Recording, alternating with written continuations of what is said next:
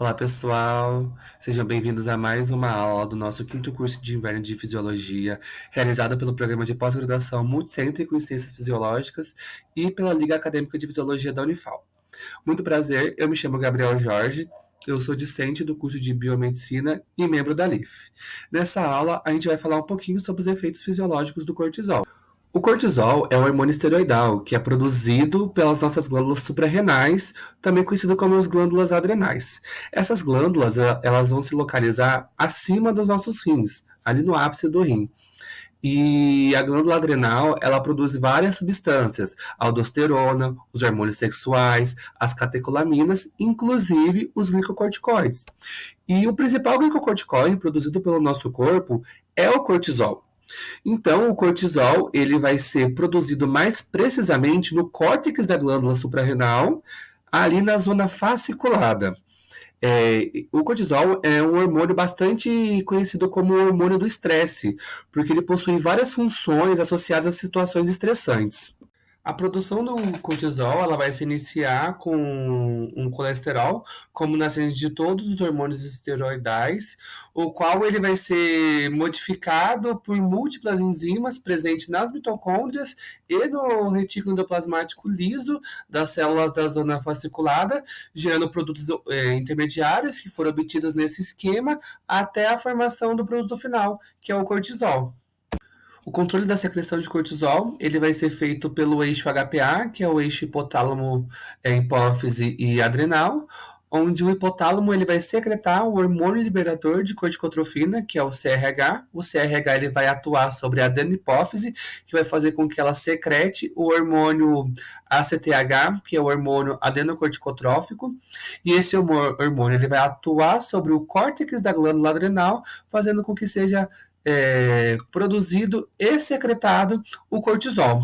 O cortisol ele também vai funcionar como um sinal para a retroalimentação do sistema, só que ele vai fazer uma retroalimentação negativa, porque níveis excessivos de cortisol vai induzir a inibição da secreção de CRH e ACTH.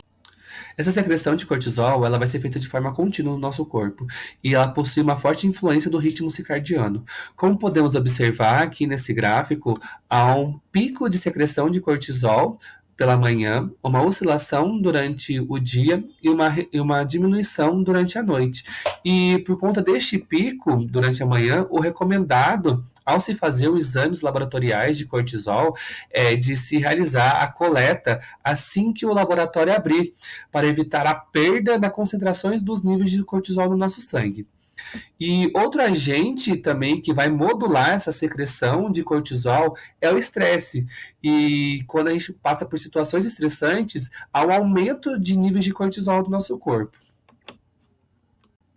Uma vez que o cortisol ele é sintetizado, ele vai se difundir para fora das células da suprarrenal e vai entrar no plasma, onde na maioria das vezes ele vai ser transportado por uma proteína carreadora chamada globulina ligadora de corticosteroide. E o hormônio que não está ligado a essa proteína, ele vai estar livre para poder difundir-se passivamente para dentro da célula-alvo. E quais seriam essas células-alvos? Todas as células do nosso corpo possuem receptores de glicocorticoides. Então, o cortisol ele pode sim exercer influência sobre todas as células do nosso corpo. Tá, mas o que acontece? Assim que o cortisol ele vai entrar dentro do citoplasma da célula, ele vai se ligar ali com o receptor de glicocorticoide alfa, onde ali mesmo no citoplasma ele pode modular a tradução das proteínas ou esse complexo receptor hormônio vai entrar dentro do núcleo, se ligar ao DNA e modular a expressão gênica, ativando ou inibindo genes. Muitas pessoas acham que o cortisol ele está relacionado somente ao estresse, mas as ações fisiológicas dele vai muito além disso. As que a gente mais conhece é a relacionada com o sistema imune e com a manutenção da glicemia, através da gliconeogênese, do catabolismo de proteínas e da lipólise. No entanto, existe muito mais atuação do cortisol no nosso corpo, podendo atuar no sistema reprodutor, no sistema cardiovascular, no tecido conjuntivo, no tecido ósseo, coisas que a gente vai abordar ao decorrer dessa aula. A primeira ação do cortisol no nosso organismo que eu vou apresentar para vocês vai ser a ação metabólica. Como o próprio nome já diz, o glicocorticoide está relacionado com a glicose. Então, o cortisol ele vai vir ser um hormônio que vai ajudar na regulação da glicose sanguínea, a fim de prevenir casos de hipoglicemia. Ou seja, ele vai possuir um efeito global catabólico. E como que ele vai fazer essa regulação? Ele vai fazer a regulação através de 3 vias. A primeira, ele vai atuar estimulando a gliconeogênese no fígado através do aumento da expressão gênica das enzimas gliconeogênicas hepáticas, como a fosfoenol piruvato carboxicinase, a PEPCK, e a glicose 6-fosfatase. Essas enzimas vão fazer com que o glicogênio que está estocado nas células hepáticas se converta em glicose. A segunda via é através do catabolismo de proteínas, em que o cortisol ele vai inibir a síntese de proteína e causar a degradação das proteínas presentes no músculo esquelético, para conseguir fornecer substrato para a gliconeogênese. E a terceira é através da lipólise, em que o cortisol ele vai aumentar a lipólise dos tecidos adiposos, a fim de disponibilizar ácidos graxos aos tecidos periféricos para a produção de energia, porque a quebra do ácido graxo vai gerar glicerol e o glicerol ele vai ser utilizado na gliconeogênese. E por fim, o cortisol ele também vai atuar na diminuição da captação da glicose mediada por GLUT4 no músculo esquelético e no tecido adiposo. A segunda ação é no nosso sistema imune. As respostas inflamatórias e imunes do nosso corpo, elas fazem parte das respostas comuns do organismo a um agente estressor. E essas respostas elas têm o potencial de causar um dano tecidual significante quando não se tem a homeostase. Então, o cortisol ele vai ali desempenhar um papel muito importante na manutenção da homeostase imune. Então, o cortisol ele vai ali reprimir a produção de citocinas pró-inflamatórias e também estimular a produção de citocinas anti-inflamatórias. Ele também vai atuar ali na diminuição do edema, através da inibição da enzima fosfolipase A2, que é a enzima responsável pela síntese de mediadores que provocam o edema, e também através da estabilização das membranas lisossomais, para diminuir a liberação das enzimas proteolíticas que aumentam o edema. O cortisol vai inibir também a migração dos leucócitos do sistema vascular para o tecido lesionado e também diminuir a atividade fagocitária dos neutrófilos. Por essa razão, os análogos de glicocorticoide eles têm sido muito utilizados para tratamento de respostas alérgicas e como imunossupressores em transplante de órgãos, porque altos níveis de cortisol no nosso sangue vai diminuir o número de linfócitos T circulantes, os LT helper, e também diminuir a capacidade deles de migrar para o local em que se tem um estímulo antigênico. Dessa forma, as chances de uma rejeição de um transplante são bem menores. O terceiro sistema vai envolver o sistema cardiovascular. O cortisol ele vai ali reforçar os efeitos sobre a glicose sanguínea por meio de efeitos positivos sobre esse sistema. E, além disso, ele vai exibir ações permissivas sobre as catecolaminas ao aumentar a expressão de receptores adrenérgicos e, consequentemente, contribuir para aumentar o débito cardíaco e a pressão sanguínea. O cortisol também ele vai atuar estimulando a síntese da eritropoetina, que é responsável pela síntese dos eritrócitos. Então, dessa forma, quando você tem uma falta de cortisol no organismo, o indivíduo pode vir a desenvolver quadros de anemia e seu excesso pode vir a provocar casos de policitemia. A quarta ação vai ser no sistema reprodutor. A reprodução em si, ela exige ao organismo um considerável custo anabólico. E nos seres humanos, o comportamento e a função reprodutora são diminuídas em resposta ao estresse. Ou seja, níveis altos de cortisol vai diminuir a função reprodutora nos níveis hipotalâmicos, pituitário e gonadal. A quinta ação que vamos ver é sobre os nossos ossos, né? O cortisol, ele vai causar um balanço negativo de cálcio no nosso corpo. Como? Ele vai diminuir a absorção intestinal de cálcio e aumentar a excreção renal de cálcio. Essas duas ações fazem com que a concentração plasmática de cálcio diminua. E essa diminuição de cálcio no nosso plasma vai favorecer o aumento da secreção de um hormônio, que é o hormônio paratireoide. E esse hormônio ele vai estimular a reabsorção óssea. Ou seja, o hormônio ele vai estimular a retirada de cálcio do nosso osso para tentar compensar as concentrações plasmáticas de cálcio. Por isso que, apesar dos glicocorticoides serem utilizados para o tratamento de artrite, o seu uso prolongado ele pode resultar em perda óssea, gerando casos de osteoporose. A sexta ação vai ser no tecido conjuntivo. O cortisol, ele consegue inibir a proliferação dos fibroblastos e a formação do colágeno. Então, o uso excessivo de glicocorticoides, de cortisol, ele vai deixar a pele mais afinada e mais propensa ao dano. Então, quando a gente cursa ali a histologia, a gente estuda que os vasos sanguíneos, eles são rodeados por tecido conjuntivo. E esse excesso de cortisol no nosso corpo, ele também vai afetar o suporte conjuntivo dos capilares, podendo favorecer o dano capilar e o aparecimento de equimoses. Na sétima ação, a gente vê que o cortisol também afeta o nosso sistema renal. O cortisol ele vai exercer a função de um antagonista do hormônio antidiurético, que é o ADH. Então, ele vai inibir a secreção e a ação desse hormônio. Então, quando a gente tem uma ausência do cortisol no nosso corpo, a ação do ADH ela vai ser potencializada, o que pode ser prejudicial, porque caso uma pessoa venha ingerir uma quantidade excessiva de água, porque o hormônio ele vai dificultar a liberação dessa água na forma de urina, podendo gerar um caso de intoxicação hídrica.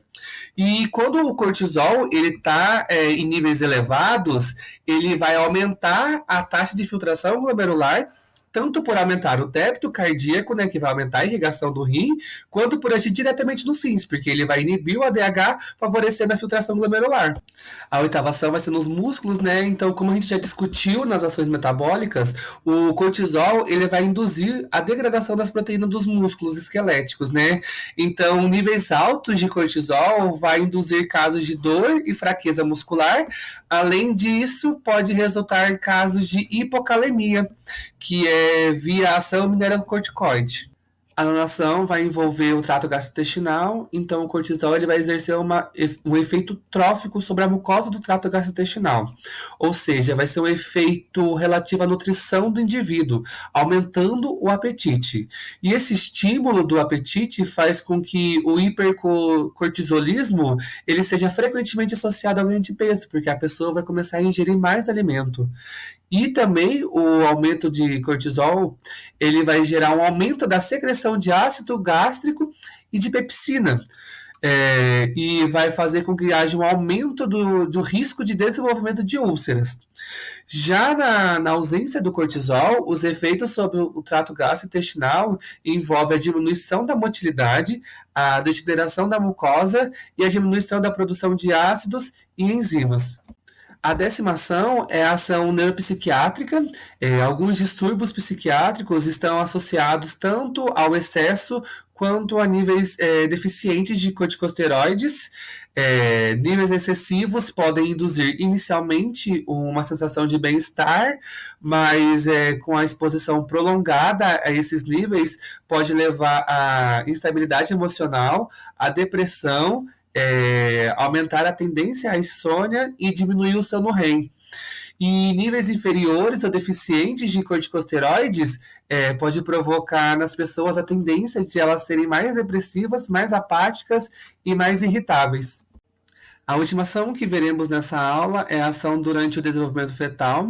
Então, o cortisol ele é necessário para o desenvolvimento normal do nosso sistema nervoso central, da retina, da pele, do trato gastrointestinal e dos pulmões. E o sistema mais bem estudado são os pulmões, onde o cortisol ele vai induzir a diferenciação e a maturação das células alveolares do tipo 2, que durante a parte final da gestação, essas células elas vão produzir os surfactantes que reduzem a tensão superficial nos pulmões, e assim vai permitir com que haja o início da respiração durante o nascimento. Tendo em vista agora que a gente já conhece as ações fisiológicas do cortisol, a gente pode agora estudar o desequilíbrio nos níveis do cortisol do nosso sangue, né? O primeiro que vamos ver será o hipercortisolismo, que é o excesso do cortisol no corpo. Em casos que a gente tem um tratamento por mais de uma semana com altas doses de cortisol, pode ter um potencial da pessoa vir a desenvolver uma síndrome que é chamada de síndrome de Cushing, em que essa síndrome ela possui como sinais a hiperglicemia, que ela é oriunda do excesso da gliconeogênese, né, que vai imitar a diabetes.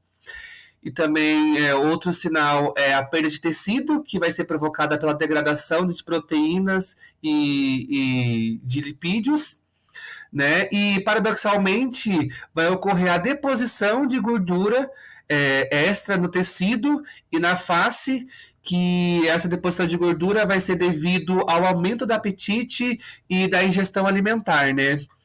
E como que vai ser a clínica desses pacientes? Eles vão ter pernas e braços finos e obesidades no tronco e uma face de meia-lua, como demonstrado aí na figura, que as bochechas elas ficam mais rechonchudas. Essa síndrome também ela vai incluir efeitos no sistema nervoso central, que é uma euforia inicial seguida de depressão e comprometimento de aprendizado e da memória. E as causas dessa síndrome, elas podem ser um tumor na suprarrenal, que secreta o cortisol de modo autônomo. Ela pode também ser causada por um tumor hipofisário, que vai secretar o ACTH de modo autônomo, e o hipercortisolismo iatrogênico, que é causado por medicamentos. Outra disfunção, né, vai ser o hipercortisolismo, que é a hipossecreção do hormônio cortisol. A mais conhecida é a doença de Addison, que é um distúrbio hereditário em que ocorre a hipossecreção de todos os hormônios esteroidais da suprarrenal, e geralmente isso ocorre após uma destruição autoimune do córtex suprarrenal, né? Vai ser uma doença marcada pelo excesso de secreção de andrógenos, pois o substrato que não foram convertidos em cortisol e aldosterona vai ser convertido em androgênicos, né? Então, meninas recém-nascidas, o excesso de androgênicos pode causar a masculinização da genitália externa. Então é isso, pessoal. Essas foram as referências que eu utilizei. Eu me baseei bastante no Silverton e no Bernie. Eu espero que vocês tenham gostado um pouquinho da minha aula, que tenham aprendido bastante sobre os efeitos fisiológicos do cortisol. Qualquer dúvida é só entrar em contato com o e-mail que vai estar na descrição do vídeo. E muito obrigado a todos que assistiram. Espero que vocês aproveitem demais esse quinto curso de inverno que a gente tem preparado para vocês. Um grande beijo.